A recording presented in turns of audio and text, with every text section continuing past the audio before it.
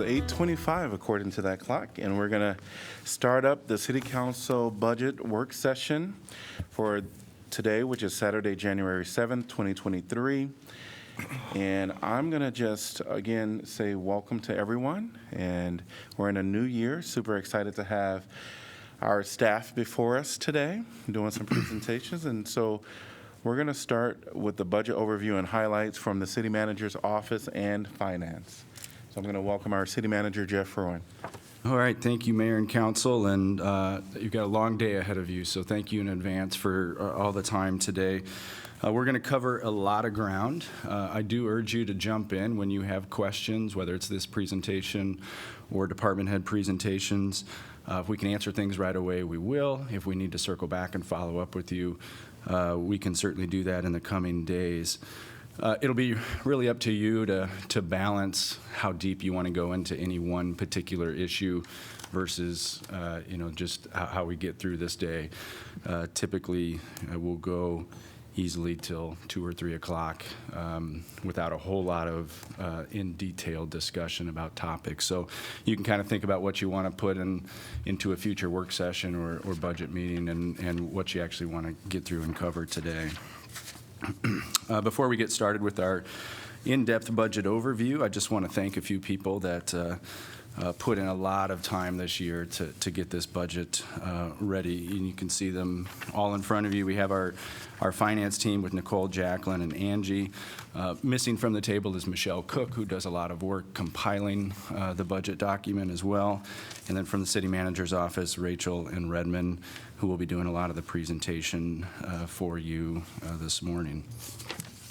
So we'd like to start with just the schedule, the review, and how we got to here today. So the little flow chart that's up on the screen there works left to right, and we are on January 7th, which is that third box. This is the operating budget review. In this budget overview, I'll cover a little bit on capital, but most of the CIP or the capital plan review will be Wednesday at 2 o'clock in this room. A couple of key dates. We have 2 public hearings that are associated with this budget. The first public hearing will take place on February 21st. That adopts the maximum property tax rate. And then the second one will actually be the adoption of the budget on March 21st. So what does this all mean for council and your decision-making process? It really means that you have to have your property tax-related decisions made by the end of this month. By the end of January 30th, we need to know how much property taxes we will be levying from the public and be able to publish that with that public hearing. So end of January, really your property tax levy decisions are made.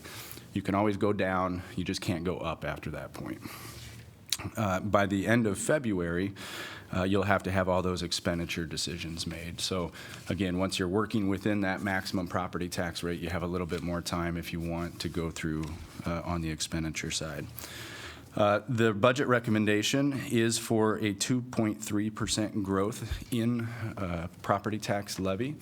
There is a state law that was passed in 2019 that has a soft cap of 2% of property tax growth year over year for cities.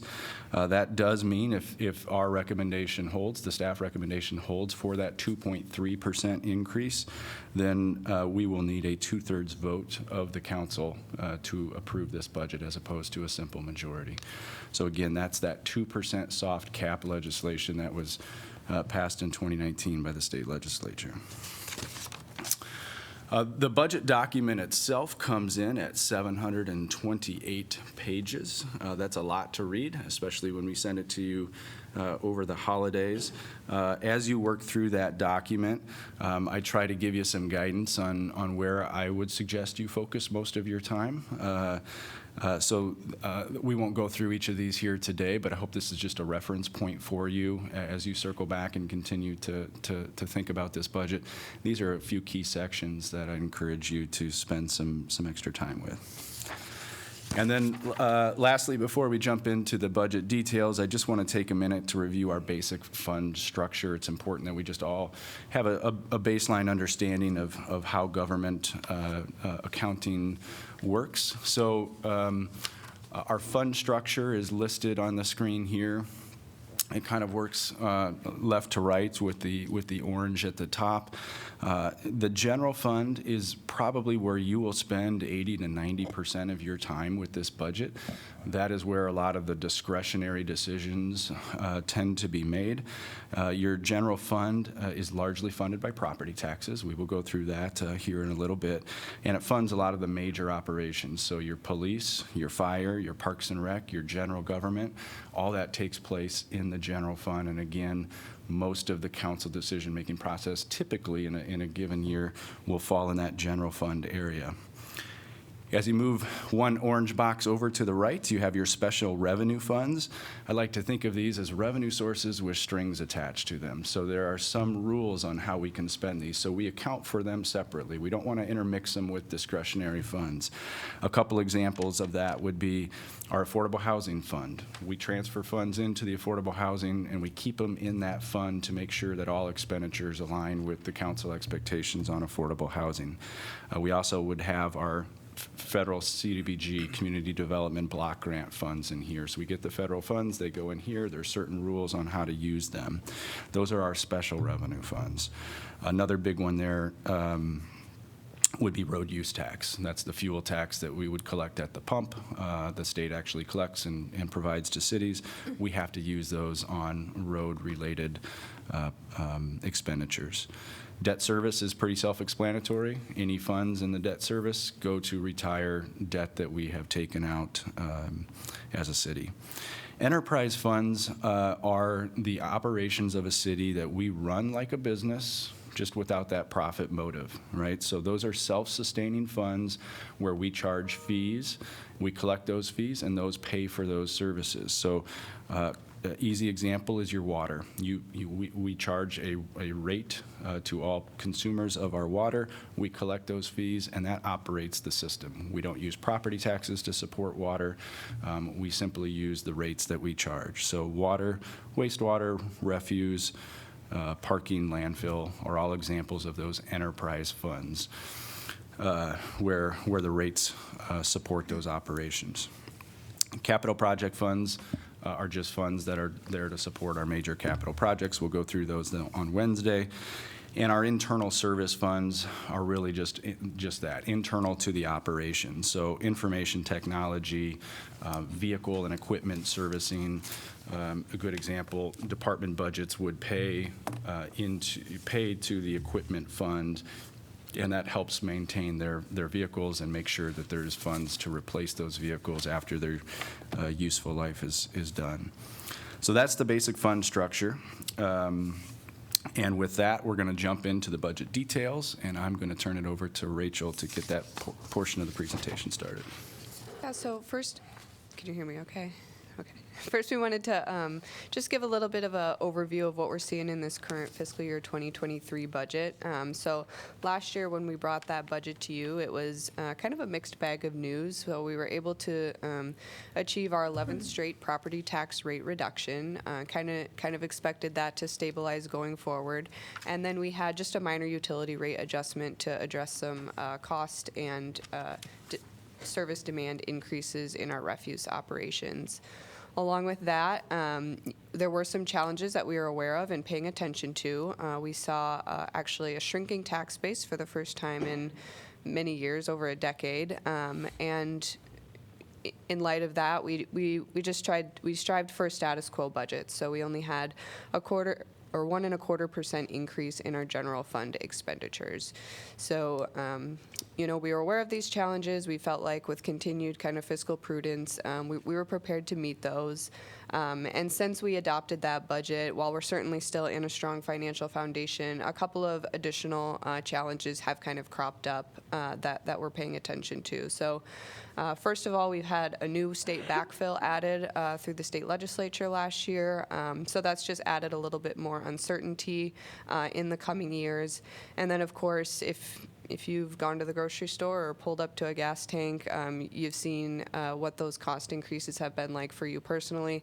And of course, the city is feeling that as well as we try to keep our projects within budget and on time, keep our water flowing, our trucks running, all of that kind of stuff. So You've started to see us kind of tap into some of our reserves to keep those capital projects on schedule. We're buying less and spending more on what we do need to pay for to provide service and complete projects. And we're just going to kind of pay attention to these continued inflationary challenges and what impacts they could have long term. So that kind of just lays the groundwork for some of the challenges we were paying attention to as we entered into preparation for this fiscal year 2024 budget. And so I just want to talk a little bit more about how we're continuing to navigate those and some of the things that we're dealing with, as well as additional challenges for this fiscal year 24. So first, although it was passed over 10 years ago now, that 2013 property tax reform is something you continue to hear us talk about because it's still really impacting our budgets. We have that original commercial industrial property tax backfill, which we now know we're going to be losing as that's phased out over the next few years. And then, as I mentioned, we have this new backfill, which just adds another layer of uncertainty. And then fiscal year 2024 is also that multi-residential rollback cliff year that we've kind of been warning you about for the last few years. So we'll talk about that. And then going into this 2023 legislative session, which begins on Monday, we anticipate that property tax reform, that they will be taking action on property taxes again this session. So that all kind of coincides with the lowest two-year taxable growth that we've seen in a decade. That's partially impacted by that residential rollback rate. We saw a pretty low residential rollback rate last year, and we have a little uncertainty about where that will kind of go in the coming years. And like I mentioned on the last slide, and you'll hear us kind of over and over again throughout this presentation, those supply chain, inflation, labor shortage issues are really putting pressure on some of our key line items. So I'm maybe a bit of bearer of bad news here, but just kind of want to prepare you with this knowledge, and I'm going to go into each of these a little bit on the next few slides. So first, as I mentioned, we have two backfills to talk about now. So we have that commercial and industrial rollback backfill, which is what you can kind of think of as the original backfill. It's the one that was passed along with that 2013 property tax reform. So you have your assessed value, which is essentially that market value of your home, and then you have your taxable value, which is the portion of the property that can actually be taxed. And what the state had done was commercial and industrial property was previously taxed at 100% of its value, and they rolled that back to 90%. They said, "Don't worry, cities, we're going to make you whole for this." So they paid us reimbursement or a backfill payment of about $1.5 million a year. So you've heard us say this before, but for context, that's about 15 full-time firefighters, and 15 full-time firefighters is about what it takes to operate a station. So as you hear on Wednesday, plans to construct that new Station 5, that kind of gives you some context of what that operational impact is.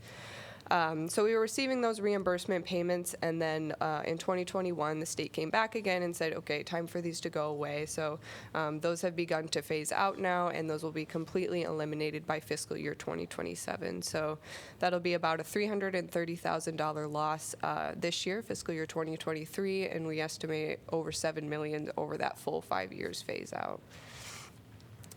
So as we're losing that one, like I mentioned last year, the state came in and introduced a new backfill. So what they did was convert a business property tax credit into a partial tax exemption on those properties. So previously, where those business properties were receiving that tax break in the form of a credit, now that tax revenue just isn't coming in. And so the state appropriated $125 million a year to pay cities back for that lost revenue. And we anticipate that $125 million a year will be enough to cover that loss through fiscal year 2029, and which at that point claims are expected to exceed that appropriation, and so then our payments will be prorated. So we anticipate then that this backfill payment will decrease each year. So we expect it to be around $700,000 up until that point, and uncertain what it will be after that. So if you think about it, those business properties, that growth was going to happen anyway, and whereas under the previous system, we weren't necessarily going to be losing that value, now it's riding on that annual state appropriation. And as we've seen with the commercial and industrial property tax backfill, they're certainly under no obligations to continue making that appropriation going forward annually. So then another piece of that 2013 tax reform, and maybe the piece that we're feeling the most impact from in the fiscal year 2024 budget, is this multi-residential rollback cliff. So prior to the 2013 tax reform, multi-residential properties, like commercial properties, were taxed at 100% of their value. Since 2015, that has been declining each year until it matches the residential rollback rate, which happens here in fiscal year 2024. So if you kind of look at the history, you can see that the drops from year to year are around 3-4%, and then between 23 and 2024, it's about double that, a 7%, or a drop in about 7 percentage points from fiscal year 23 to 24. So that's kind of why we refer to it as that cliff. And if you zoom out and kind of look at it from the big picture, over the past 10 years, we've had a 43% drop in the taxability of multi-residential property. So the taxable value of multi-residential property has basically been cut in half over the past 10 years. That's a big deal for a lot of cities across Iowa, but especially for Iowa City, right? Because we have such a high rate of rental properties. 8% of our taxable valuation is multi-residential properties.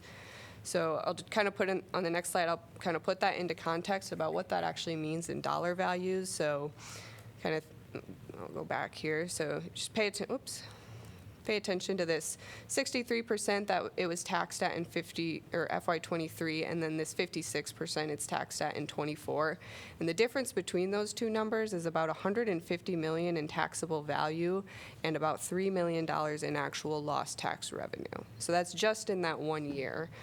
So $3 million lost tax revenue for fiscal year 2024, and over the full that full period since it's been declining, we estimate that's about a $17 million loss in multi-residential tax revenue.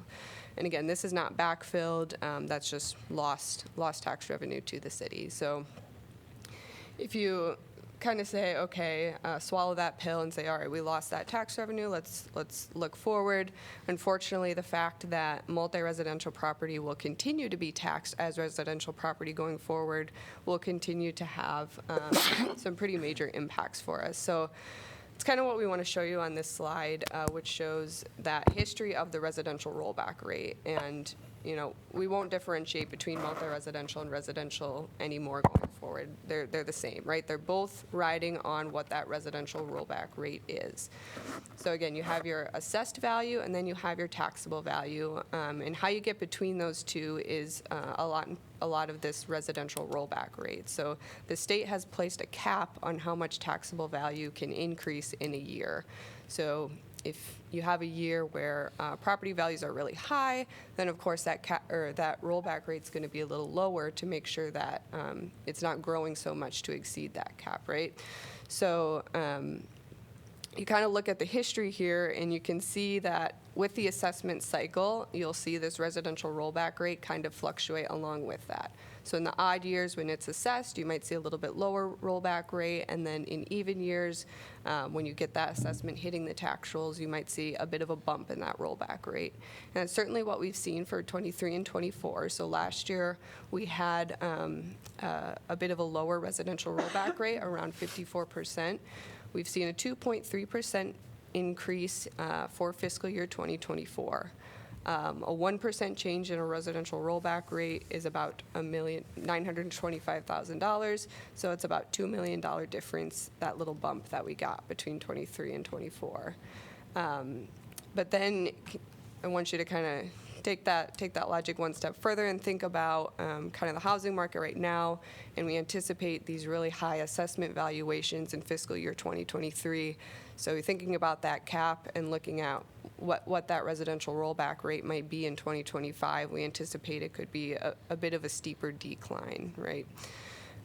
So again, with 1% being nearly $1 million. Just a couple changes in that percentage point can mean a lot, especially now that we have all that multi-residential property riding on this rollback rate as well. So with that, I kind of we like to talk about building construction value because it's often a good indicator of taxable growth in our community, right? You build a building or you rehab a building, that usually leads to increased taxable value. And certainly in the past, we've had really strong growth that's helped us overcome some of this 2013 property tax reform and also, just annual swings in that rollback rate. Pre-COVID, you can see we were up there pretty high. 2016 is certainly an outlier. And then, of course, we didn't expect that trend to continue, but COVID might have maybe accelerated that plateau. So you see a bit lower numbers in 2020 where activity wasn't as high. And generally, we're growing out of that 2020 slump, so you can kind of see those numbers start to climb back up in 21 and 2022. But what I do want to point out is that in both of those years, there was one big project that really, for lack of a better word, made or broke that year. So in 2021, there was that $34 million Tailwinds project and then a $55 million Gilbane project in 2022. So you take those two projects out, suddenly those numbers fall back a little bit closer to that 2020 year. So again, just something we need to pay attention to and just kind of be watching. So this slide looks a little crazy. I'll kind of explain what you're looking at. So the orange bars are taxable values, so that's essentially our tax base, and then the black line is the percentage change in valuation growth from year to year. But what I want you to pay attention to is those little red 2-year valuation percentages along the bottom. Because assessment valuations happen on a 2-year cycle, you come to expect those odd and even year fluctuations. It can be kind of helpful to actually look at it just in terms of a 2-year average, so you can kind of tell what actually is going on. And you can see traditionally, as you get a bump in those even years, well, certainly fiscal year 23, 24 is a notable difference in that trend. Last few years, you see 10, 11% valuation growth over those 2 years, and just a 1.8% growth in fiscal year 23 and 24. So much lower than past. Tells us our tax base is not necessarily growing at the rate that we need it to. And that's really important because, right, we depend on that to keep pace with inflation, with our growing service demands from year to year. And this kind of stagnation in taxable valuation comes at the same time that we're seeing these huge spikes in costs in some of our key expense line items. So just a couple that we wanted to highlight, and Redmond will talk more about this later, but in property and liability insurance premiums, we've seen those increase 107%, so over $600,000 over the past 5 years. Fuel is certainly one you're probably familiar with. From fiscal year 22 to 24, we saw gasoline and fuel costs increase 54%, and heating fuel costs increase 87%. And again, this is not due to increased consumption. In fact, the city is making efforts to reduce consumption of both fuel and energy and all that, but just due to higher costs. So to kind of top it all off, I suppose, just adding to all of these financial pressures is uncertainty about what the state legislature might do in this 2023 legislative session. So we've heard top lawmakers of the party in control announce that property tax will be a key issue for them in this 2023 session. We don't know, they have not released a plan, so we don't know what those specifics are. But some have remarked, that in the Ways and Means Committee, this might be the only issue they take up this year. So we're not sure what that could be, and you've seen many being quoted in some of these news stories that they haven't looked at property tax reform in a few years. Certainly from our perspective, we're still feeling that impact from the 2013 tax reform, as I just talked about. And then we've also seen additional legislation in the past few years that has impacted our ability to bring in tax revenue. So in 2019, 2013, they passed that law that requires an additional public hearing, and then the 2/3 vote that Jeff kind of mentioned earlier if we're to exceed that 2% in certain property tax levies. And then in 2020, they began to phase out that commercial industrial backfill that they enacted through the 2013 tax reform. And then a couple years ago, they introduced that new backfill. So certainly we've been kind of feeling these pressures, and it'll be something we'll watch very closely as they convene the legislative session on Monday. I hope that, it doesn't feel all doom and gloom. We're certainly still in a strong financial position, as we'll hear throughout this presentation, but these are very real challenges, and so just something we need to be aware of as we discuss this budget today. So with that, I will maybe not so gracefully transition into just a review of our revenues, but do keep in mind kind of all those different influences on our property taxes that I just talked about, because you'll kind of see how much we really do rely on it, especially in our general fund. So this first slide here just shows a quick overview of our all funds revenue sources. So that blue property tax slice, that's pretty much your general fund. And then the green charges for services is kind of what you can think of as those enterprise funds, the utility funds. And then this slide shows just the general fund. So here you can see just how reliant we are on property taxes. So any charges for services, other funding sources are really a much smaller portion of this pie. Just maybe call out a couple here. So intergovernmental, it's kind of that mid-range blue. That accounts for about 7%. That's your federal, state grants, road use tax, local 28E agreements. And then federal revenue is the largest share in there, aside from road use tax.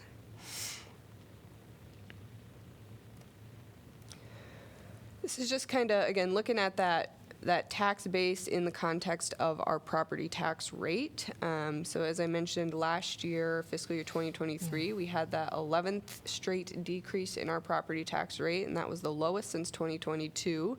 We were able to achieve so many decreases in our property tax rate due to just strong growth, some reductions in our emergency levy as we figured out what we really needed there, and then a prudent debt strategy in which we were able to retire some debt early. For fiscal year 2024, we have no change in our property tax rate. Kind of pay attention to those green bars in that red circle there. As I pointed out before, our tax base isn't necessarily growing at the rate that we need it to. So we have no change in that tax rate this year. And as we keep an eye on kind of just our growth in general, we may need to actually consider increases in the future if things don't improve or worsen.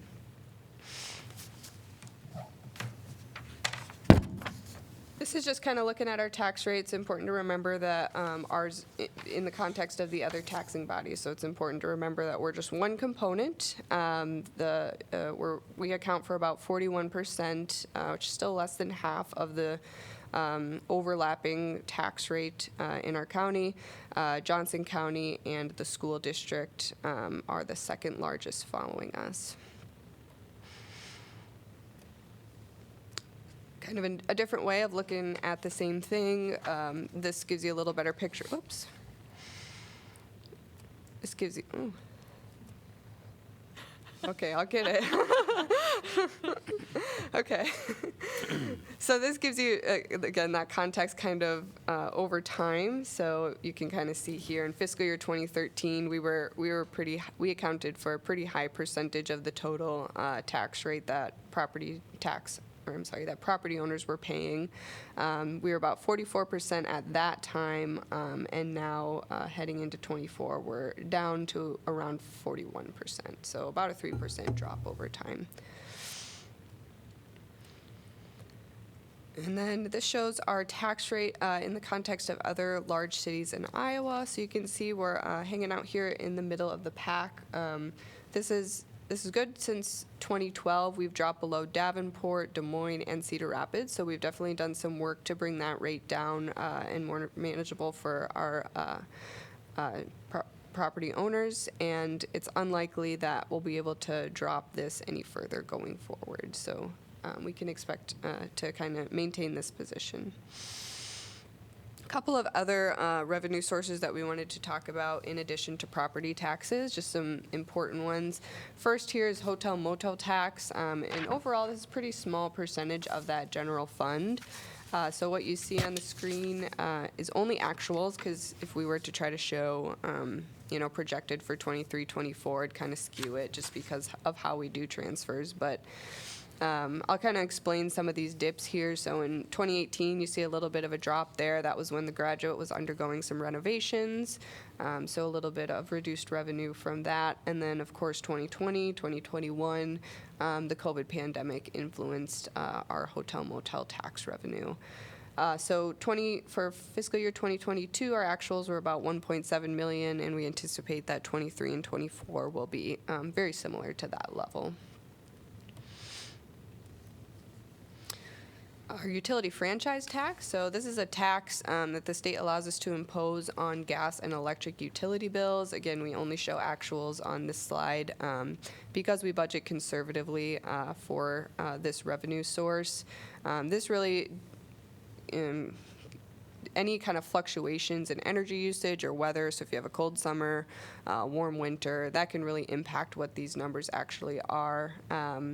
So our current rate is 1%. The state law does allow us to go up to 5% with your approval, and you can kind of see on the screen just where some of the other cities in Iowa have landed on this. And then we have road use tax. So as Jeff mentioned, this is one of those taxes with strings on it, if you will. So we use this for any kind of road-related expenditures. And I'll just kind of explain. This is another one of those crazy slides. So the blue bars are actual revenue in dollars, and then the orange line is that change in year to year. And looks kind of extreme, but some of these dips and valleys are to be expected. So in fiscal year 15 and 17, between fiscal years 15 and 17, there was that state fuel tax increase.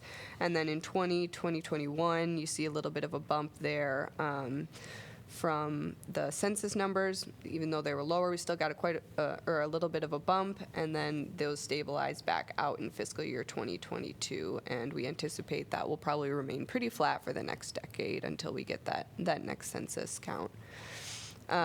Just kind of want to point out that this road use tax revenue is not necessarily, I have a question. Yeah. Sorry. So for both of the utility franchise and the cable TV franchise, these would be directly taxed to the users, is that correct? All right, just wanted to make that yep, clear. it's applied Thank to you. their bill.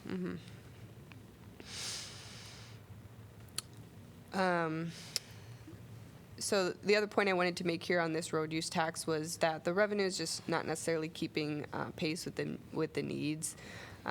We had that pavement management study conducted in 2021, and just pulled one of the stats out of that. They estimated that we would need an additional $11 million a year to keep our road conditions steady. Of course, we give what we can in that CIP, but this road use tax we rely on this road use tax to support that as well. And we've seen a $3.3 million increase in road use tax over the past decade. Again, just one of those for context, one of those expenditure increases we've seen. Concrete costs have gone up about 54% from fiscal year 22 to 24, so those dollars certainly aren't stretching as far as they maybe had been. And then one we like to also include, Iowa City does not have a local option sales tax, but it does remain a revenue source that is an option. We did have a 4-year local option sales tax after the flood, so that helped complete the Gateway project, relocation of the wastewater facility, and the Riverfront Crossings Park. And that generated about $8.8 million each year for those 4 years that we had it. You can kind of see many of the other major cities in Iowa have opted to adopt a local option sales tax. That purpose column kind of shows what they use it for. Varies a little bit, but you can see many or use either all or a portion of it for streets. That would, of course, be an option for council. It just kind of, that can be really hard to contextualize what that would actually do. So we wanted to put that in context here and show you what could be some pavement condition effects if we were to implement a loss. So a lot going on this slide too, and I'll kind of explain what you're looking at. So this left map is the average pavement condition score. So the bottom line, this black line, is basically if we keep doing what we're doing, and then the top line is if we were to enact a loss and allocate all of it to street repair, and then all the lines in between are just different kind of intermediaries of that. So kind of following that logic, if we're just to keep doing what we're doing, our current average pavement condition score is about 65, and by 2035 it would drop to about 50. And then on the flip side, if we had a loss and we put all of that lost revenue towards pavement repair, we would actually maybe improve a little bit, go from an average score of around 60 up to closer to 65 up to close to 70. Is there a, I don't know, sort of a baseline of like this is adequate, sort of like thinking of it as a report card in terms of that score that either the state or whomever, like Yes. what is an acceptable score for Yeah, let me. roads, or is it all contingent on what other cities have? Like what's minimally viable or acceptable? Okay. Well, Okay. you got it? Yeah. Go ahead. So when that pavement condition study was done, 36% of our road network was rated fair, poor, or very poor. Okay. Our average was 66, and that's considered a good score. Right. With yet a third Yeah. not being. Yeah, Okay. about. Thank you. And is that report from, I remember that report, but is that from 2020? 2020, yeah. Yep. And as you know, road conditions, while we do this pavement score, which is kind of the more scientific approach to evaluating it, largely subjective. And you hear that, especially this time of year and into the spring. I would add too, and we've talked about this at various meetings. The score, the average score is the average score, but you have quite a bit of difference, and that difference is not equitably or equally distributed throughout Iowa City. So some people experience the poor streets more so than others. So there is kind of an equity issue here in terms of road conditions. So it's kind of what we wanted to give to contextualize. As you delay road projects, that can increase the costs. I won't get into the details of that second chart here, but that's showing the backlog of roads that would need work, and essentially the same trend, right? If we continue to fund at the levels we are, we see a larger backlog, and if we were to rely on a newer revenue source to address some of those quicker, then we'd see that backlog grow much slower. So. Again, not a revenue source that the council has, but just wanted us to hit on that. Rachel, I have one other, just for a point of clarification, and I don't know if this was mandated by the state, but at least at present, if lost were to be enacted, isn't it something like half of it is pre-designated for property tax relief? For property tax relief, correct? Right, so in addition to thinking about lost, it's already, half of it is earmarked for something else, correct? Correct. Yeah, thanks. Okay, so that was kind of my piece on revenues. I'm going to hand it over to Redmond. He's going to walk us through the expenditures. Thank you, Rachel. Good morning, council. Good morning. So I'm going to kind of help us. I'm going to be taking us through expenditures, debt service, and some of our fund and fees. But I wanted to kind of get us in the mind frame to think about these next slides. And as I was preparing them, I kind of beckoned to one of my grad school professors who kind of started out almost every class with the fable of the goose that laid the golden egg. I think we're probably all familiar with that. If we recall, it was a farmer who had a goose that would lay a golden egg once a day. And he got in his mind that he wanted to double his yield and his profits, and so he looked at ways to push that goose to get more of a yield. And he met with success early on, but over time, the taxing of the goose resulted in not being able to produce any eggs on some days, and not even keeping up with the once a day. And eventually, frustrated, the farmer gets in his idea that obviously there's a large lump of gold inside this goose, and so he decides to kill the goose in search of this large lump of gold, and eventually loses everything because there's no gold inside the goose, and loses his farm and so on. So Professor Moody, no connection to the bond rating agency, would always start out with this kind of parable, and then he would introduce nuances in that. I think when we were growing up, our parents told us this kind of to tell us the threats and the dangers of greed, but he kind of looked at it like, the highlight of is finding the right mix, right?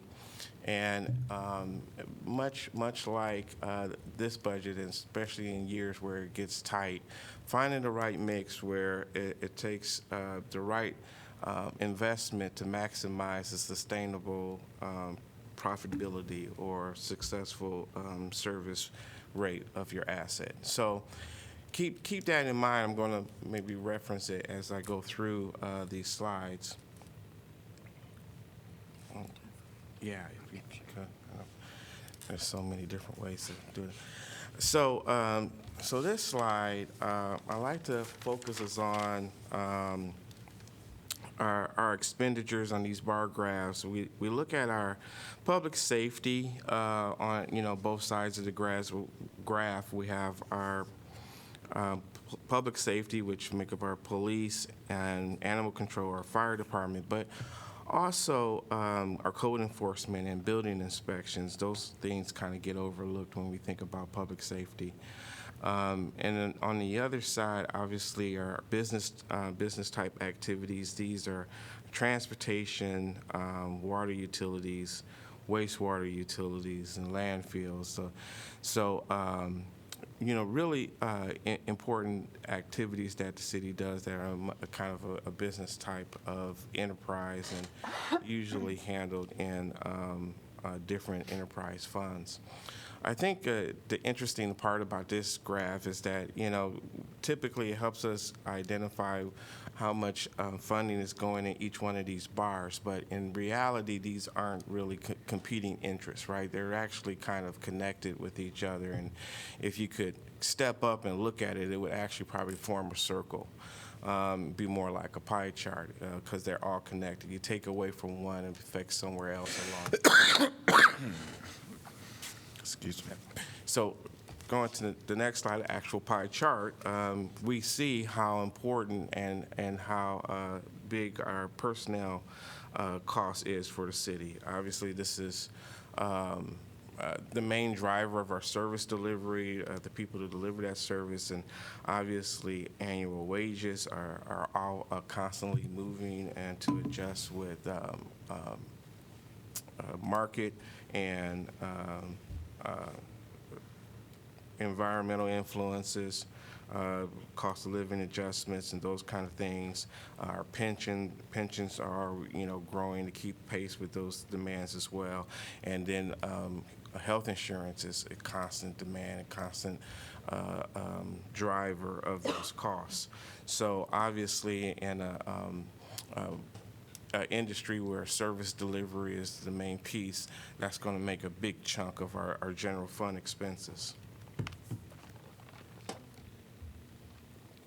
So let's take even a little deeper dive in and look at these personnel costs and the breakdowns and the percentage of change that this recommended proposed budget's going to look. So in personnel, with those same demands that I kind of talked about, we're going to be looking at an increase of 3.75% on that.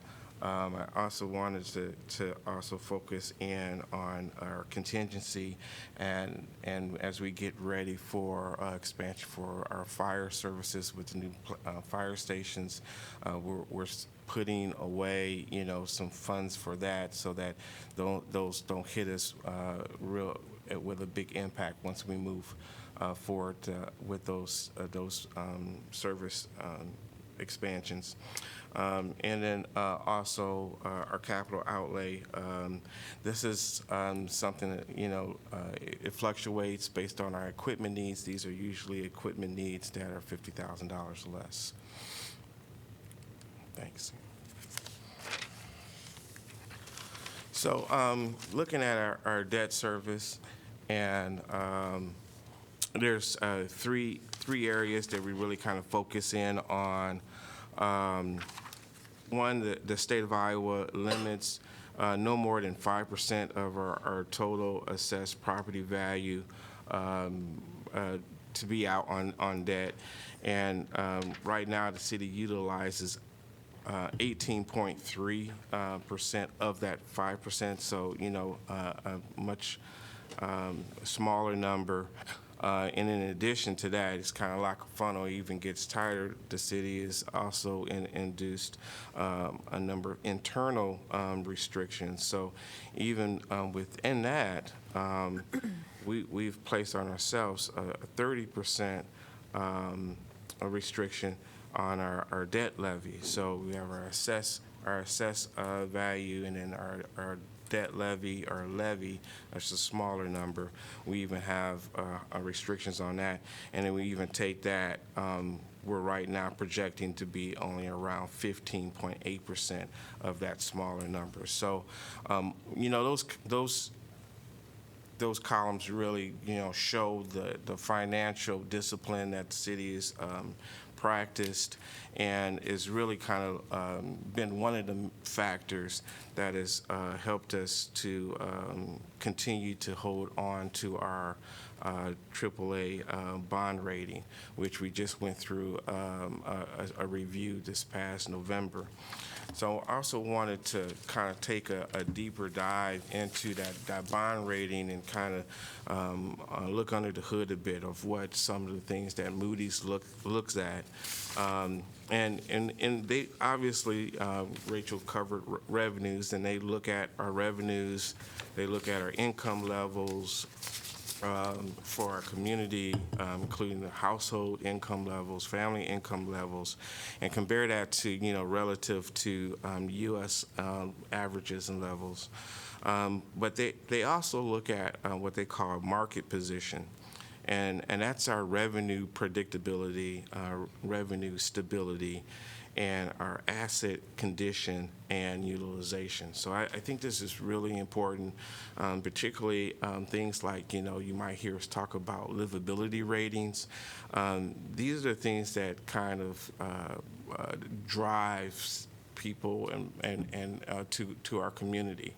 And our assets, or when they come and visit community, that's what they see. Those kind of things Moody's actually look at. And so I'll talk a little bit more about that as my presentation continues, but keep that in mind.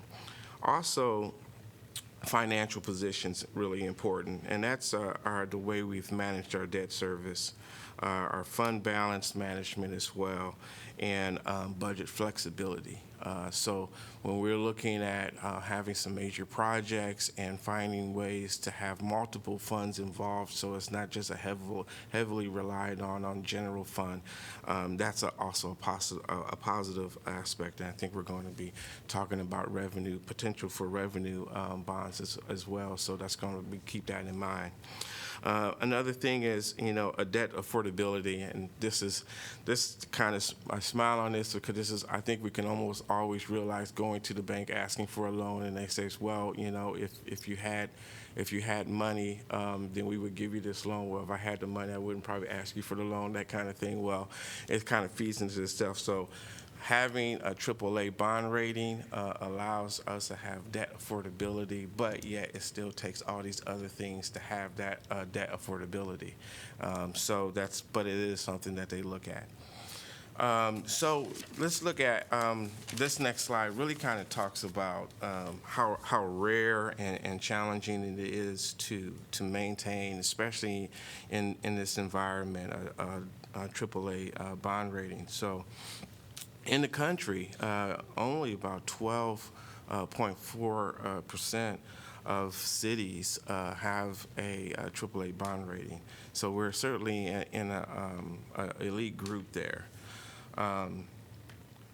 This even gets smaller with Iowa cities. That number has gotten a little smaller since last year. I think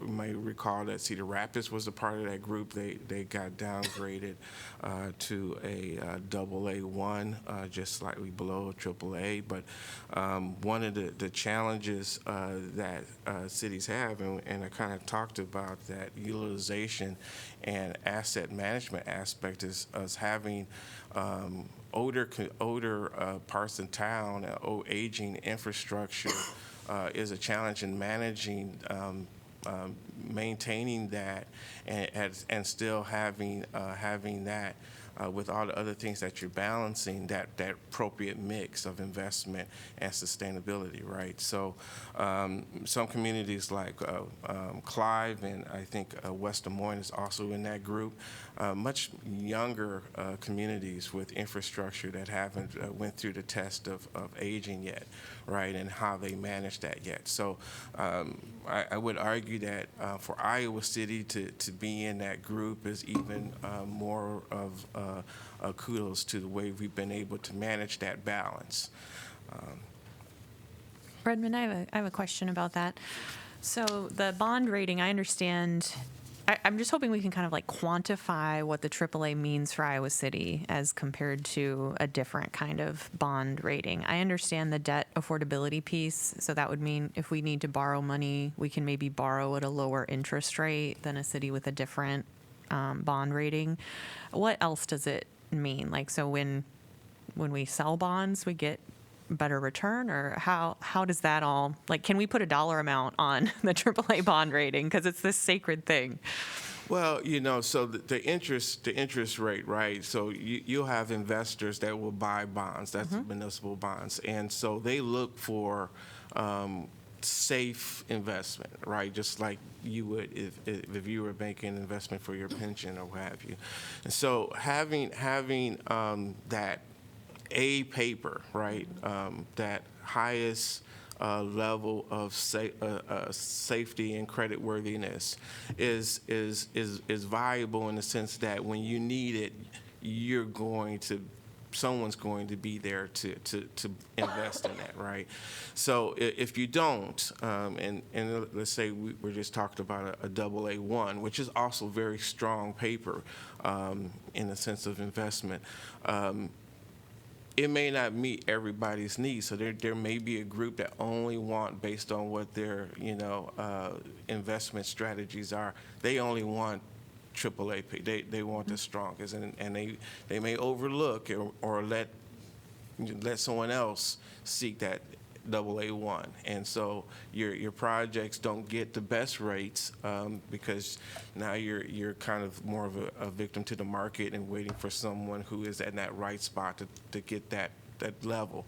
So you kind of have more room to demand better rates, better returns, better negotiations, even in the whole bonding process to get better returns for the citizens. So it's hard to say it's going to be worth this dollar, but in the process of putting all that together, that kind of rigor that you go through to get that, you're making smart decisions along the way. And those smart decisions are just as valuable, right, as if you have to use that bond or not. So it's a good practice. Sometimes, we may be more conservative than we would like to be, and maybe there's certain projects that we take a little longer to attack because we're trying to think in the long term, holding that bond rating or at least giving ourselves the best chance to hold that bond rating is maybe a little important than maybe just running out and just getting anyone that would give us money, even if it's not a great return or a higher interest rate or what have you, just so we can get a project done. Some might think that that's the way to go, but in the long term, the practice of going through and having the fiscal discipline, like I was kind of in those first two slides, we continue to press on ourselves to be very conscious with the way we spend our tax dollars. I think overall that helps us not only in our operations, but in also in the outcomes of having a strong bond rating like a AAA. Thank If you. that- And if I want to get really into the weeds on that, who should I meet with later? Nicole. Okay, great. Thanks. Well, we do have financial managers, but I have to admit, because even when we wait for that decision, if it's going to be AAA, I almost feel there was some point where there was a question of Alan Greenspan. He was like, I don't know what goes in, how they come up with that sometimes, the formulas and everything that they use. But we try to set ourselves up with the best mechanism going into the door and strong practices, GFOA, budgets Yeah. and those kind of things. And frankly, we've been doing a good job of it. So That makes sense, that it's really an aggregation of practices. absolutely. Okay. Yeah, and I just add real quick, and we will happy to get in the weeds with you on that sometime. The state of the bond market will dictate the spread on what a AAA rate is versus a AA or an A rate. Sometimes that could be very narrow, depending on the market, and sometimes that could be larger. One thing you could do if you really wanted to get into the weeds is find cities with lower bond ratings and then look at their annual financial report, which will typically tell you the interest rates that they're paying on their debt, or maybe you can see that they structure their debt differently to where they do variable rates or rate resets. And so you can look at just kind of that bond structure and see the different risks that communities without this rating sometimes have to take in order to finance their critical projects. Thank you. So Redmond, we know you were saying Cedar Rapids is a AA1. Yes. Do you know what North Liberty and Coralville, where they position themselves on this? I did not look, but I can get that for you. I don't believe that Coralville or North Liberty use Moody's as a rating system. You're not mandated to use Moody's. There's other rating agencies. Moody's is probably the most frequent one utilized by cities, but cities can use other bond rating agencies, or they can choose not to use a bond rating agency and do what's called a private placement bond, which is basically going to the bank and saying, will you fund this? So it's not a complete picture because not all cities utilize Moody's services. But if we showed Standard & Poor's or Fitch, which are the other rating agencies that are popular, there wouldn't be the number of cities represented in those graphs. And you can't really aggregate them because each have a little bit different rating system as well.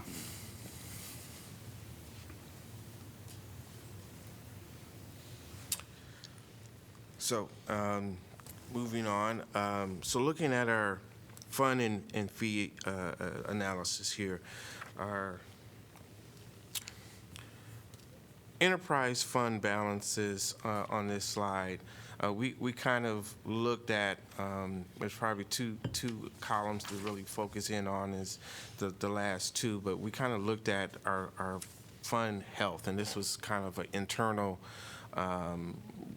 review, identifying what we would say is in good condition with a AAA, adequate condition at AA, area that needs to keep an eye on, which would be our single A. And so you will notice that we don't have any what we would consider to be AAA fund status right now. Again, this is a reflection of all the demands of inflation, raising project costs, but also, revenues being flat, and things of that nature. So, we keep an eye on those. So I think particularly are keeping an eye on our parking and transit. Those we do realize with the potential for capital exposure, having capital needs that will come up, and also with things like riderships being at low levels or not coming totally back out from COVID, pre-COVID numbers. Those funds we keep a real close eye on. I think also though is although water and wastewater are at adequate levels, we also keep an eye on that as well, just because if something is to go wrong in those two areas, those are like very expensive operations, right? So if something were to occur, even though we look like it's pretty healthy at a, say, 64% revenue with revenues and transfers in, those look well, but gosh, we'd like to see that more like 80%. So we keep an eye on those too, but that's kind of what that slide keeps a look at. And then also tracking our utility rate changes. And so we have in this budget recommending that we have some rate increases here. A 4% water rate increase. This would be increase. I think the last time we've had an increase in water would have been in 2022, 2 years ago, fiscal year 2022, and before that it was 5% increase, and 2 years before that it was increased at another 5%. So this is kind of in line with the constant demand of operations for our water. With wastewater, we're looking at a 2% increase. The last time that rate was changed was in fiscal 2009, almost 14 years ago, and at that time it had a 5% increase, and just a year before that it had an 8% increase. So this is actually a very kind of manageable small increase for wastewater. For refuge, we're looking at a $2 a month increase. This service was increased $3 a month in just last year, fiscal year 2023. And for stormwater, we're looking at a 50-cent a month increase.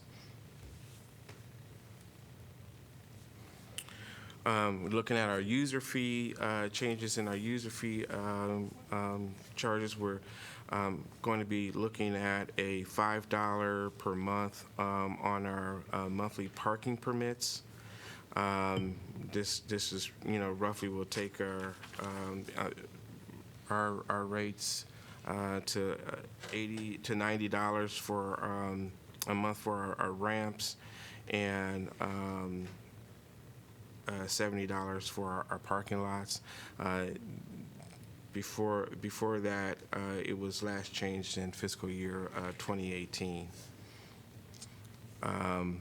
Refuge, our special bulky pickup items, we're going to $7.50 increase on the first item, and on our 24 tag rate increases, that it will be $13.50 over the minimum charge, for the minimum charge, rather.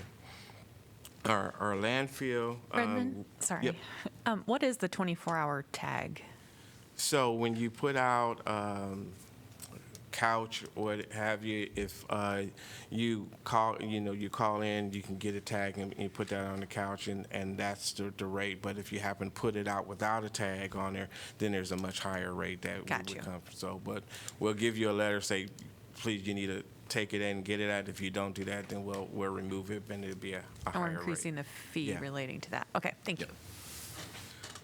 And so, looking at our landfill, we're at current rates, and we're not going to be changing that.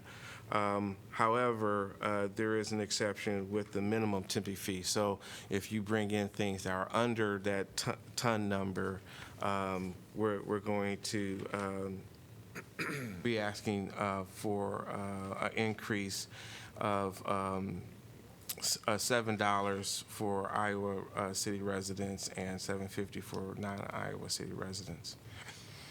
And then also our East Side Recycling Center hourly rate fees, $10 increase for nonprofits, $10 increase for nonprofits, and $17.50 increase for all others, and $20 increase for events with alcohol. And what is the current hourly? I'm sorry. You were going to ask the same thing. What was I was going to ask the current tipping fees and the current hourly rentals. I think the current tipping minimum is 7 already, yes? Correct. Do you know that? Yeah, so it's at the landfill, the minimum charge, again, so this is mostly you're coming in with some things in your car or your pickup truck. Currently $7, suggesting it goes to 14 for Iowa City residents. It's $7.50 for non-Iowa City residents, suggesting it goes to 15. Yeah. At the East Side Recycle Center, currently it's only $5 an hour rental for nonprofits. So $15 an hour is what we're suggesting, still very affordable. For others, if you're not a nonprofit, we currently charge $12.50 for that, and we're suggesting that move to $30 an hour out at the recycle center. And for events that do have alcohol service, it's currently $40. We're suggesting it goes to $60. And so those haven't been adjusted since we opened the East Side Recycle Center. There is a cost to setting up and tearing down and preparing those facilities, and even with these increases, we don't cover those expenses. But we want to find that balance of keeping it affordable and making sure it's usable for a lot of folks, but also trying to cover some of our increasing costs there. Thank you. So on our next slide, our potential revenue bonds for fiscal year 2024.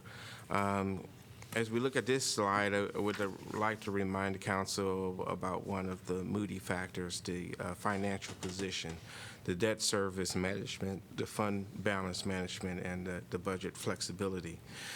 We have two operations that are potential revenue bond projects.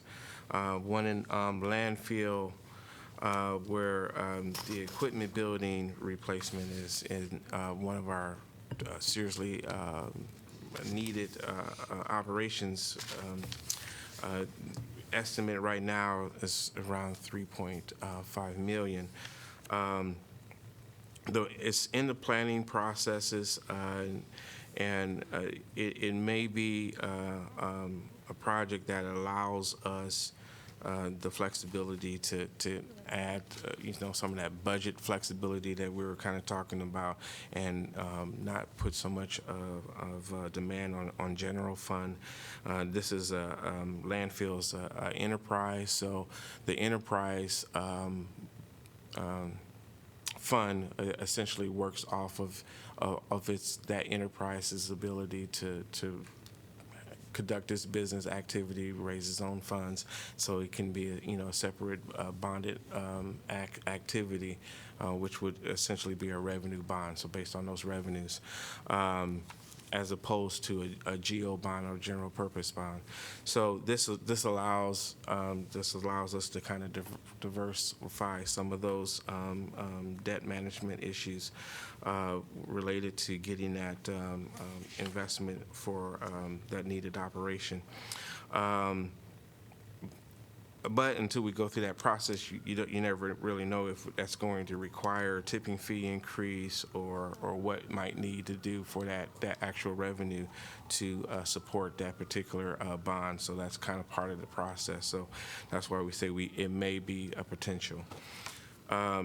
Similar with wastewater, the budget recommends two $14 million revenue bonds in 2024. One would be for digester complex rehab, and two, the digester gas capture and reuse project.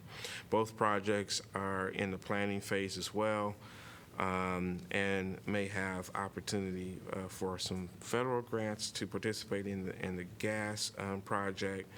And again, when you're looking at these potential projects, the revenue drives what exactly is that bond will require, and that could involve rate increases.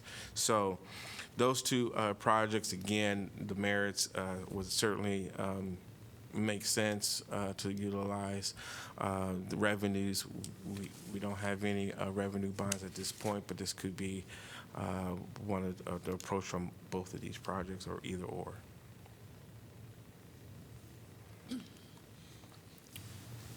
And looking at, so what all this means as far as, I'm sure our listeners want to know what this means for our property tax levels. And we utilize this slide to kind of visualize the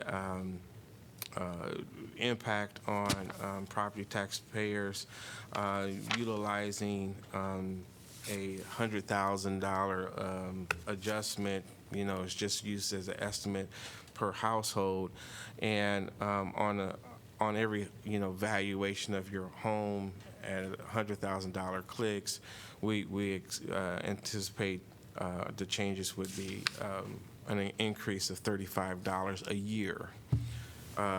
So roughly $2.91 a month, based per $100,000 of valuation of your property. Looking at the same thing for our fee users, our user fees, using the same adjusted home value, a number of $100,000. We're talking about an additional $91 a year, or $7.58 a month. Again, based on your home value of $100,000, and you can make the adjustments based on your actual individual case.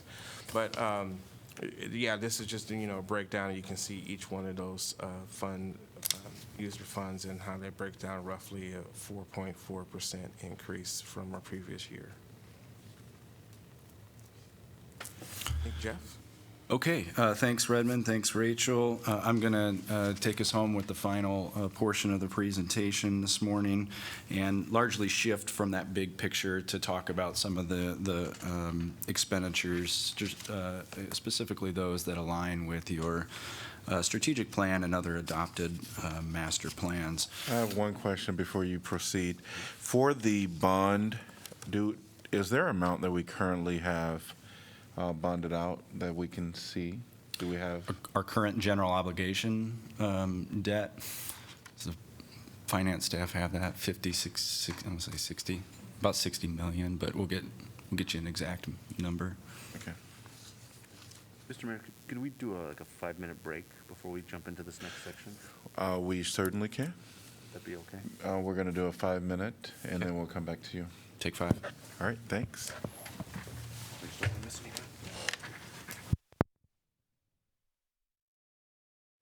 All right, we are going to continue with our council budget work session with Jeff Rowan, our city manager. All right, thank you, Mayor. So we're going to talk about investment in your strategic plan and core services along with other adopted master plans. And I want to start this with just a quick review of our American Rescue Plan Act, or ARPA funds. As you heard from Rachel and Redmond, it's a tight budget, and even looking ahead, we've got some caution flags in front of us. So we have to be careful with how aggressive we get with our local discretion in funds.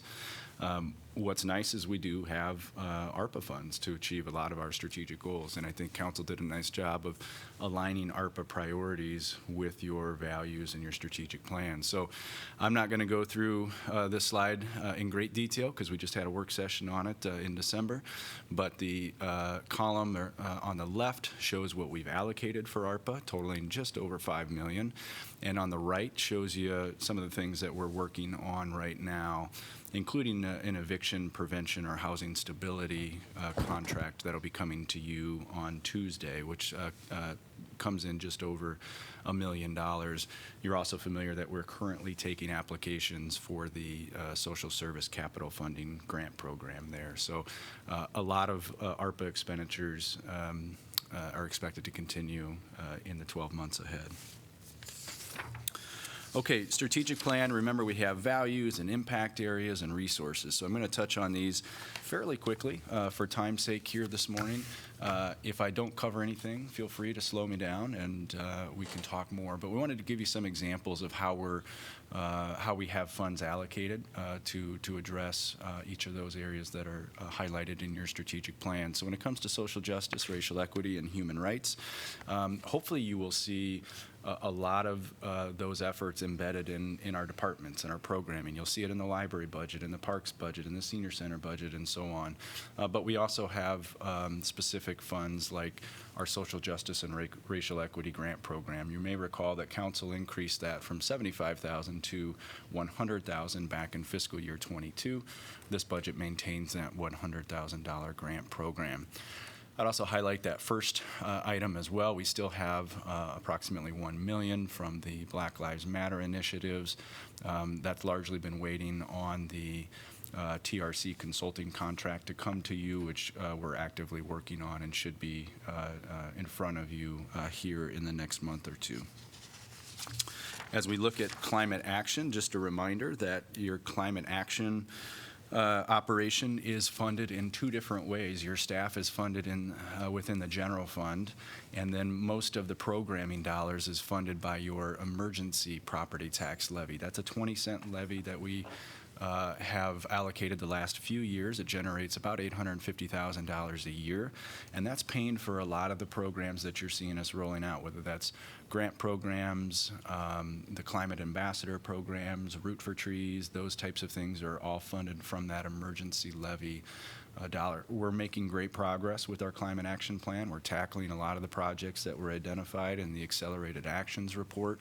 Some of the things I'll mention for fiscal year 24, we'll be looking at residential energy efficiency and electrification rebate programs.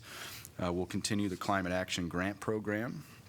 We'll continue a lot of outreach activities. I think our staff has done a phenomenal job of just doing outreach and building the education base within neighborhoods. So Neighborhood Energy Blitz, our ambassador program, looking at launching our Resilience Corp, Root for Trees, Climate Fest, those types of things are all funded in this budget. A lot of other, similar to the last slide, a lot of other climate action initiatives are also funded within individual department budgets. Lastly, partnerships and engagement.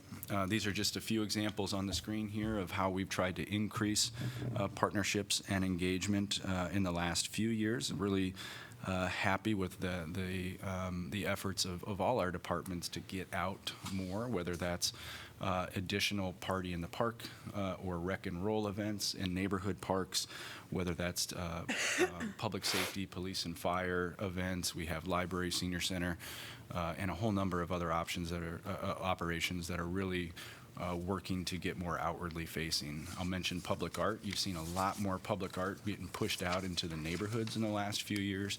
Again, very reflective of this partnerships and engagement model that's identified in your strategic plan. As we turn to the impact areas, we'll start with neighborhoods and housing. This budget continues to provide $1 million to the Affordable Housing Fund. That's from their general fund to your Affordable Housing Fund. We continue to earmark $30,000 to support the winter homeless shelter and $30,000 to also co-fund the street outreach position with the shelter house. As noted earlier, your ARPA funds, we have $3.5 million targeted for affordable housing initiatives. That does include the roughly $1.1 million contract, again, that you'll be considering at your meeting on Tuesday night. The budget does include $150,000 for the first year of a consultant to help us through a comprehensive plan change. This was identified again in your strategic plan. A comprehensive plan overhaul is going to take multiple years, and it's going to take a lot more than $150,000. It's probably going to take 2 or 3 times that amount, depending on the level of services that we look at. But this budget does provide a start for us down that process. We have increased the neighborhood PIN grant 25% in this budget to take that to $25,000, and our staff is currently working on reconfiguring that grant program a little bit, and that's something we'll be talking to you about here in probably the first or second quarter of 2023. Jeff, can I ask, what is the total amount for that street outreach position? You said 30K is coming from the city. I don't exactly know that. It is not a city position. It's a shelter house managed position, so I don't know the full salary and benefits that they're paying that position. Something we can follow up and let you know. I would expect it's maybe close to a 50-50 cost share, but I could verify that. Thank you. Dig a little bit deeper into affordable housing. This is a good reference slide for the future as well, but on the left-hand side, you see some statistics from fiscal year 18 to 22. We invested approximately $10.7 million in affordable housing initiatives, which assisted 1,771 units. And this does not include our federal voucher program or things like workforce housing tax credits. We've leveraged $5.7 million in outside funding with these dollars. That's through the low-income housing tax credit program. And we expect to leverage $9.5 million more in this program in this current fiscal year that we're in, and that's with the next senior housing project that was awarded state funds. That will be located out on Rochester, Herbert Hoover area next to the existing NEX, that's NEX Light Tech project out there. The majority of our funds do get funneled through to the Housing Trust Fund of Johnson County, and they distribute those primarily as loans. And that's important. It's very low interest loans, but nonetheless, that principal is coming back to them so that these affordable housing funds don't just impact the one unit, they're impacting multiple units over the long haul. The formula on the right is just to show how we distribute that $1 million annually that you set aside for affordable housing dollars. Moving on to the next slide, one of our key strategies with affordable housing was not to be too reliant on property taxes, knowing that there's only so much of the property tax we can do without impacting service levels. We wanted to make sure we were developing new revenue streams. So the green highlights are important information for you to know. Through the Riverfront Crossings affordable housing provisions, we've collected almost $4 million to date in fee and lieu dollars. We did one TIF to increase discretionary affordable housing dollars. That was on the Foster Road project with the senior housing development on that Foster Road extension. We still expect that to generate about $2.7 million over 10 years that we can deploy to affordable housing projects throughout the city. And then when we do have TIF projects, we do sometimes consider fee and lieu for affordable housing. We did that with the Downtown Nest project. We collected $1.8 million up front from that project, and that's We used the vast majority of that, about $1.6 million, to purchase the 8 duplex units in the South District, which are part of that home ownership program. So just a couple of examples of how we can generate substantial revenue through other ways outside of property tax. So we look at mobility. We have an EV charger installation rebate program that's already been rolled out. We'll continue to do what we can to promote EV readiness in this community. One of the larger decisions that'll face the council in the first half of 2023 is our fare-free transit analysis and decision. We're going to be presenting you with kind of a financial outlook on the transit fund and showing you what we can and can't do when it comes to expanding that service level, and hopefully presenting a path forward to a pilot that would include fare-free transit. So that's a major decision coming before council, but could be a significant service enhancement for this community. Jeff, this is just more like a, I don't know, bookmark it type of thing for a discussion later on, but the relationship between that monitoring slide that we had, which was transit was one of Yeah. them that was of concern Yes. in relation to this. So that may well be folded into the plan, the analysis. But Yeah, and it's a great point. It's somewhat why we've really taken some time to try to bring this discussion to you. There's a lot of variables going on, both with the operation and the funding sources in transit. We're still not seeing that full COVID recovery, which was mentioned earlier, which is impacting ridership numbers, which impacts revenue numbers. In the same breath, we've received a lot of federal relief funds. Those are one-time relief funds. So really what we have the ability to do is probably a couple years of fare-free on the backs of a lot of the federal relief funding. The larger decision for council is going to be how to sustain that over time, because if you strip out those one-time funds, we have some pretty concerning trends in the transit operation. So we just have to go into this knowing if we want to do the fare free, that we don't have a sustainable funding source for that now, but we can do a pretty robust pilot and see the value that provides the community.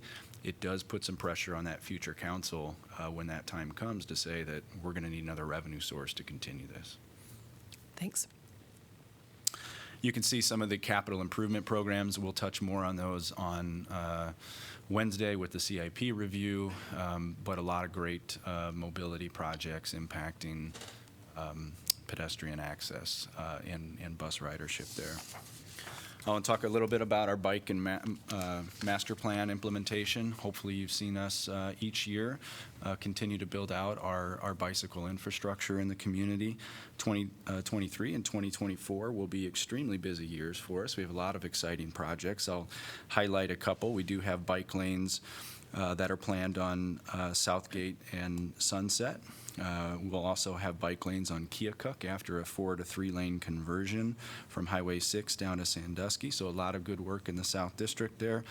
We're also building out the Highway 6 pedestrian trail right now, and that project will be complete next year.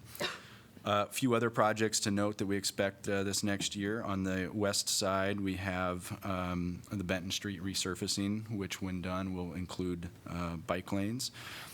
The Rochester project will include bike lanes, and then we'll be upgrading the bike lanes on Market and Jefferson to make those a little bit more comfortable and add a buffer into those as well. So we continue to work for that gold bicycle-friendly status, and I think we're making pretty good headway. Rachel had talked about our road funding a little bit earlier. I just want to touch base and show that maybe in a little bit different way too. So we fund our roads kind of through, you can think of it through 2 different ways. We have our annual road kind of maintenance program. We do some in-house, but we do that resurfacing. And that's when you see them kind of peel the top layer off the street in town and they put that fresh layer on top. That's our rehab program, or sometimes it's concrete replacement. This funding graph shows where we're at. So you can see we've kind of settled in about that $2 million per year. That's kind of our sweet spot that we can afford. The pavement management plan recommends that we need about $9 to $10 million per year to really keep that that condition index flat or where it needs to be there. So we just have to recognize that through our annual maintenance program, we're not able to keep up. And most cities are not able to keep up here. But that's a pretty significant gap that we just need to keep thinking about.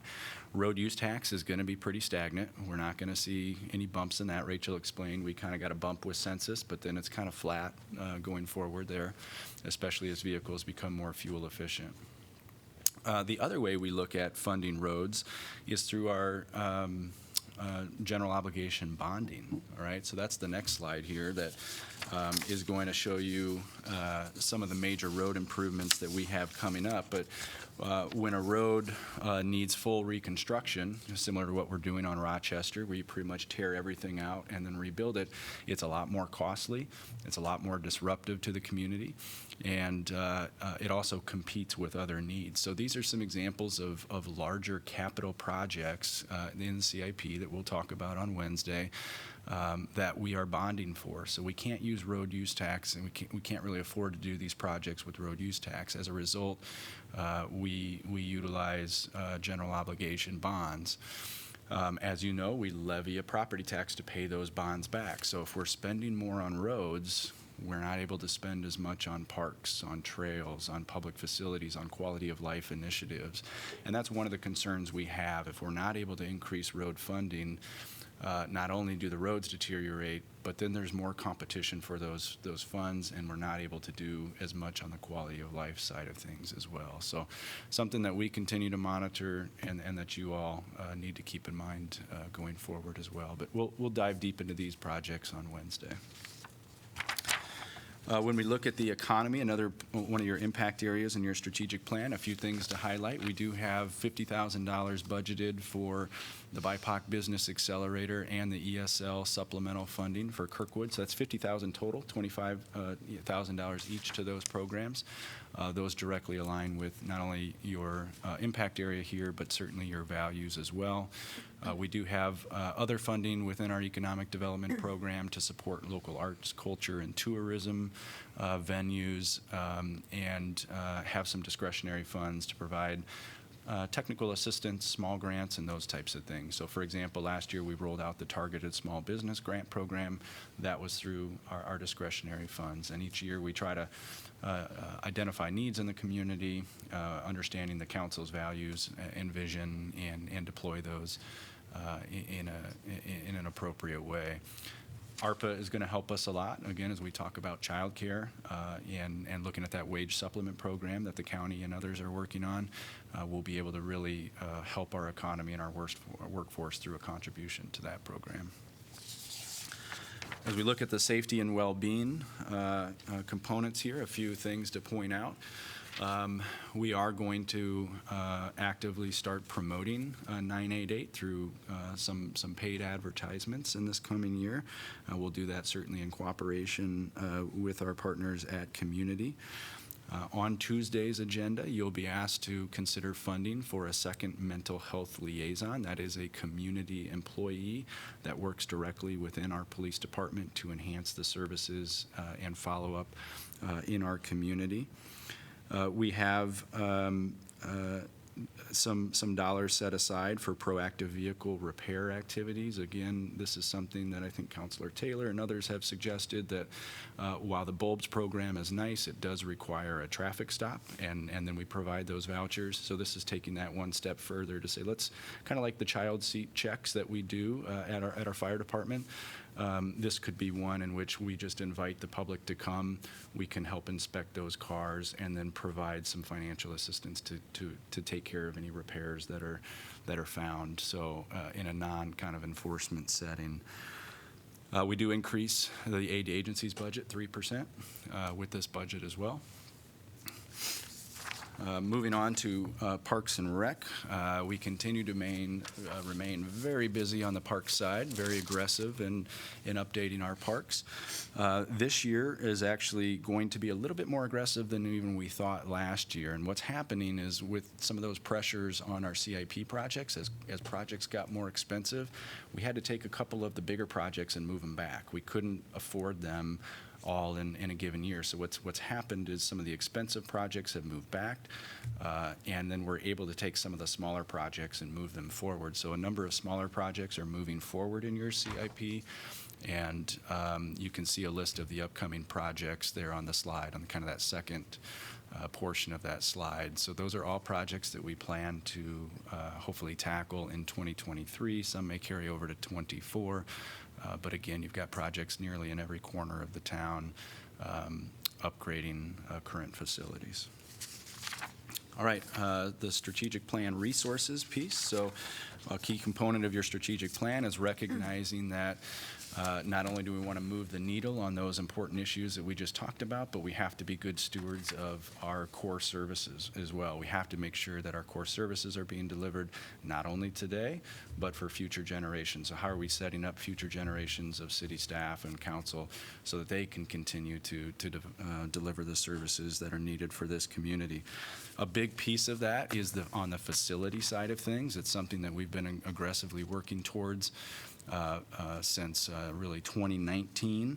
But this is really a fund that was created to address the needs of a growing community. Many of our facilities have not been expanded or upgraded since the 70s or 80s, and our population has grown quite a bit and service demands have grown quite a bit. These projects not only help us deliver services, but they also provide a safer, healthier workplace for our employees. And that's something we certainly need to consider going forward, especially in a much more competitive labor market. We have to make sure that we are providing safe, healthy workspaces for our employees. So the graph the table to the right, shows what we've been able to set aside in this facility reserve fund. And the planned uses then are there on the left. And we'll go through these again on Wednesday. These are more on the capital project side of things. But a couple of things to note with this slide, the numbers that you see on the left side, those aren't project costs necessarily. That's just how much the facility reserve is budgeted to pay into those projects. So you might look at something like the equipment maintenance facility and say, well, that's only $1 million facility. Well, it's probably actually closer to a $15 million facility. We're just only planning to use $1 million from this fund to support that. So this is one tool that we have, the facility reserve fund, but it's not the only tool we're relying on to fund new facilities here. Jeff, I have a question about the facility reserve. Are those funds like from a particular revenue source typically, or is it aggregate sort of surplus at the end of the year, or how do we find the money? Yeah, to put in there? we've largely been utilizing surpluses to do this. So as we come in stronger than projected at the end of the year, we transfer funds into both the emergency reserve and the facilities reserve. So if you looked at the fiscal year 24 budget, there is no transfer to the facilities reserve. What we'll do is towards the end of the year, we'll look at our year-end position, and anything we can afford to put in here will be put in here. But is it general fund? It's money? general fund. Okay, Yes, thank you. Yeah. Okay. There's a lot of other facility projects that are being funded outside of the facility reserve, so just want to highlight those as well. We know that the transit building replacement is our top facility priority right now. Redmond had talked about the landfill equipment building and the wastewater digest complex. A number of other projects listed there. I just want to make sure that you know kind of the breadth of facility needs here. It's pretty extensive and will take some discipline. But again, this is one of those responsibilities, I think, as a council and senior staff. We not only have to look at today's services and how we're providing those, but we have to make sure we're setting up the future, and we need to really focus on facilities to set up the future of service delivery. Outside of facilities, we have almost $5 million budgeted over the next few years for fire apparatus replacements. A few of those are actually already on order right now. It is almost a 2-year process by the time you order to a time a fire engine is delivered. So And we're seeing that a lot with all of our vehicle orders, just taking a lot longer to procure vehicles for our operations. We're continuing our asset management program implementation, and then we're moving forward this fiscal year with our pedestrian mall camera system. This is replacing the existing camera system down there right now that the Iowa City Downtown District manages, and placing that newer network into the improvements that were built along with the pedestrian mall rehab project a few years ago. When we look at people, this budget does recommend 9.5 new full-time employees, and I want to walk you through those. I'm going to start at the bottom of this chart. We have 2 positions that would be funded with outside funds. You've already approved one of those, which is that volunteer program assistant at the Animal Center. The Animal Center Foundation is reimbursing the city for the cost of that position.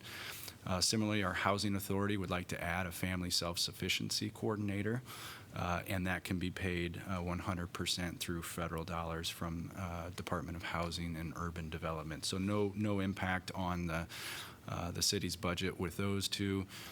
However, will greatly enhance services in both of those operations. The next few, working from the bottom, cover landfill, water, parking.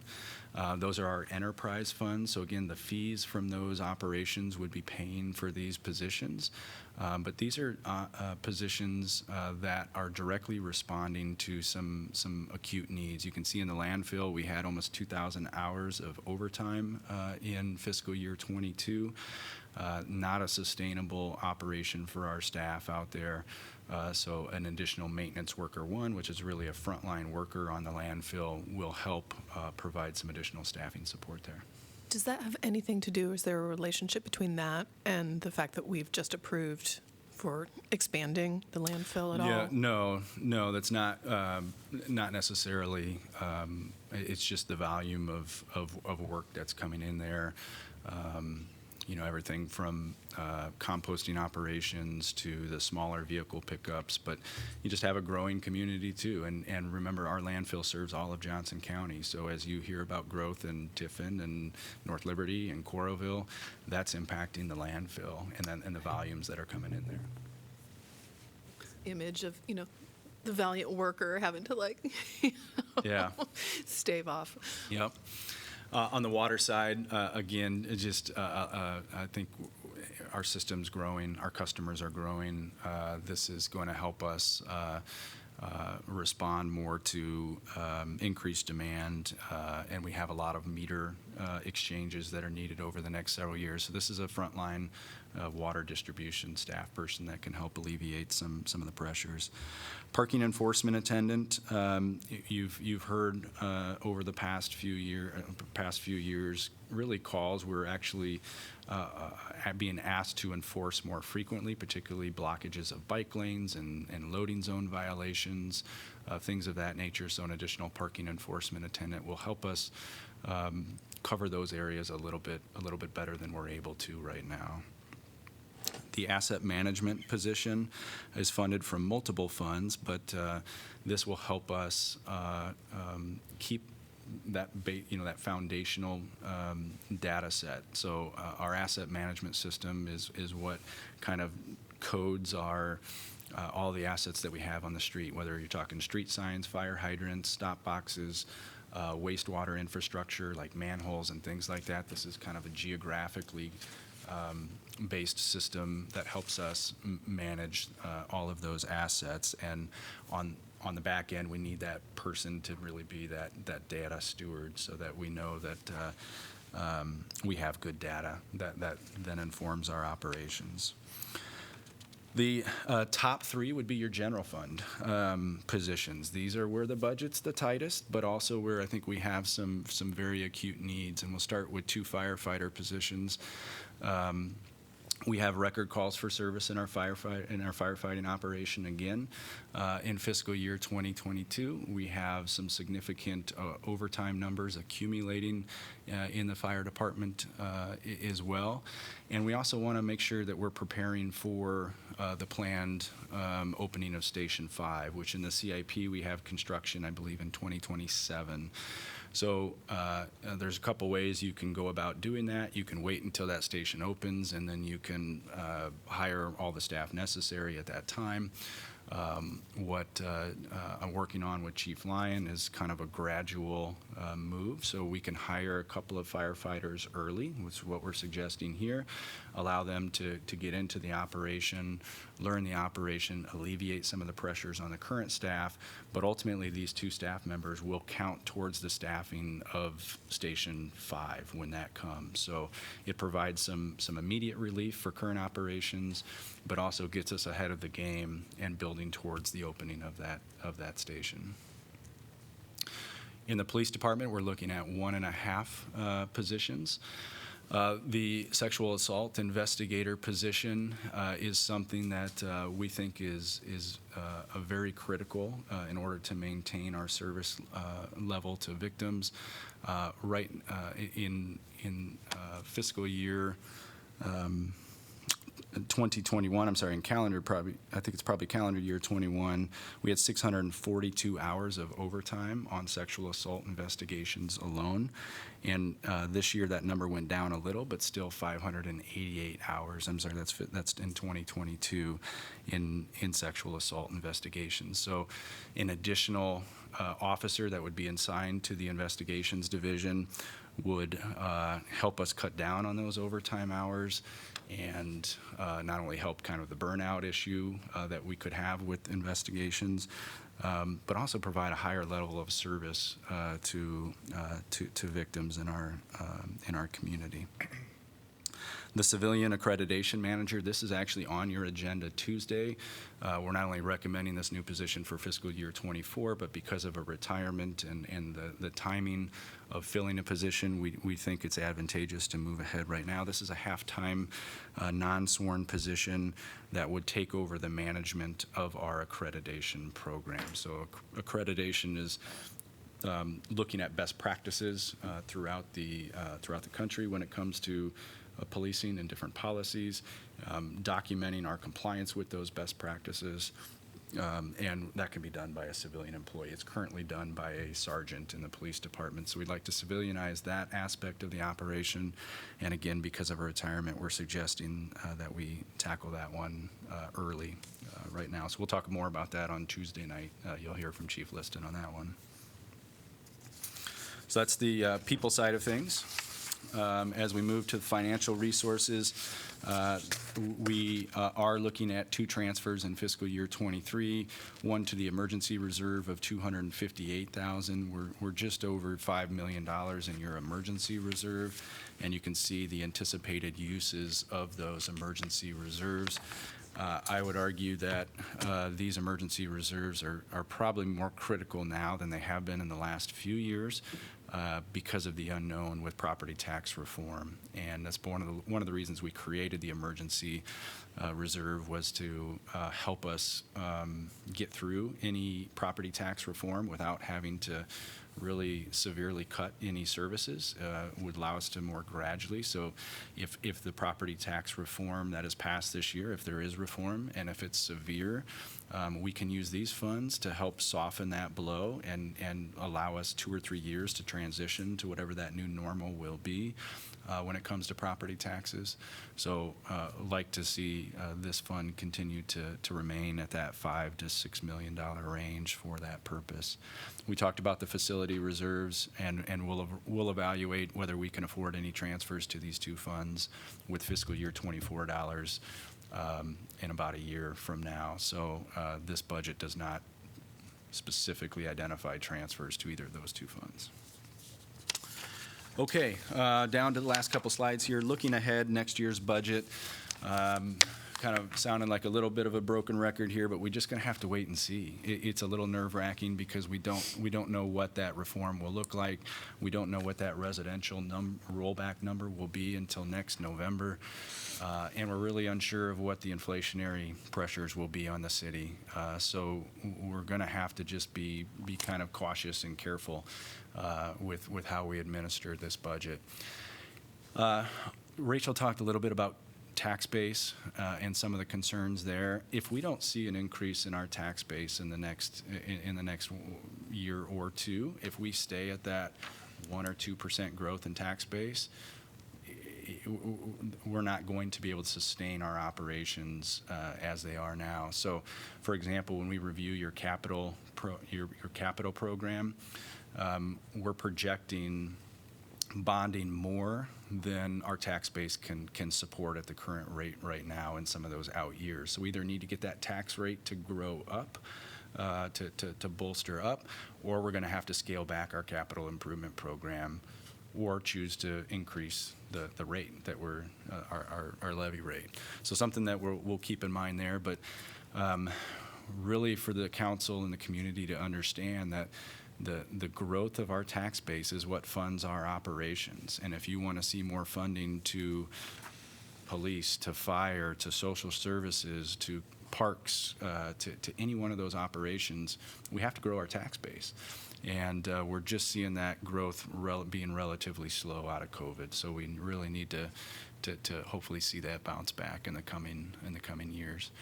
We're going to have to watch utility rates. The utility rates that Redmond reviewed were a little bit more than we've done in the past, and that's largely because of the inflationary pressure on those budgets. We'd like to scale those back in the future and not have 2 or 3 rate increases at once. But we'll just have to see what those what that kind of economic inflation looks like going forward.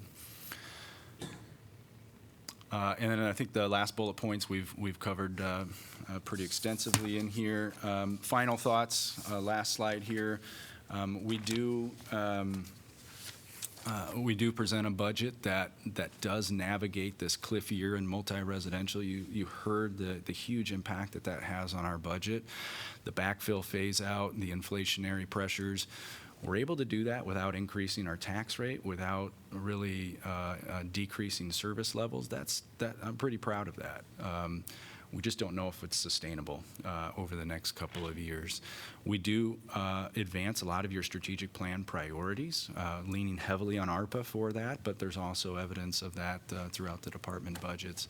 And I'm proud to put forward a budget that does recommend a number of new frontline positions in the areas where I think we need them most. It does not come close to kind of covering, I think, the needs that you have in all of your departments. I think every one of the department heads that comes before you today could probably articulate the need for new staff and how new staff could help service levels.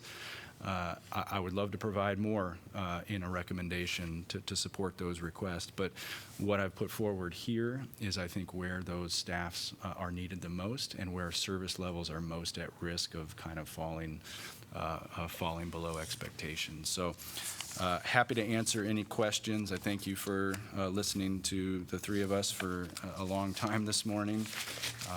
The next steps would be to go through the department budgets if you don't have questions. I do have one, and it's just a recap question. You were talking about the FY25, so what are the things that we need to be thinking about? And you were talking, obviously, about the need to increase the tax base to support our operations. And you said otherwise, the options are, and you provided 3 of them. One was to increase the tax levy. The other was that we don't do as much in terms of we have to scale back our CIP. And then what was the third? I missed that. But you're reducing service levels at some point. Yeah, so the worst case. You're underfunding operations, yeah. Thank you. Any other questions for Jeff? All right.